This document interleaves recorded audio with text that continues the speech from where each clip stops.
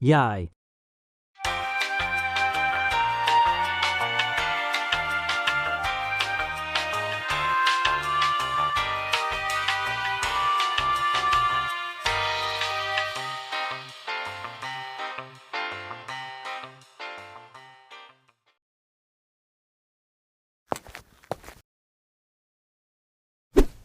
Nifiga özünü, yay.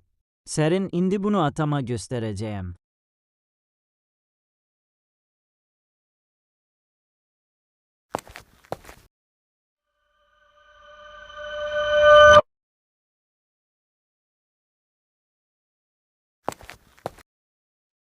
Baba Robo Pişik, bu seher tekvimi yurtdığımda bugün bir yün olduğunu gördüm. Denize gedek çünkü bugün yaydır. Niye de olmasın? Elbette ki yay ilinin yaxşı vaxtıdır. Yalnız 3 ay devam edir. Diğer aylar kimi mektebliler üçün de 3 aylık tətil var. Gəlin eğlenek. Verano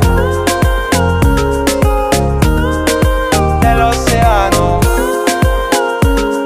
Bu film 2026-cı ildə Azərbaycan dublyajı sifarişi ilə səsləndirilmişdir. Personajlar və səsləndirənlər: Smailik oğul Emil Qasımov, Smailik ata Rəşad Kərimov, Silindirli ata Tural Məmmədov, Robo Pişik Aysel Əliyeva.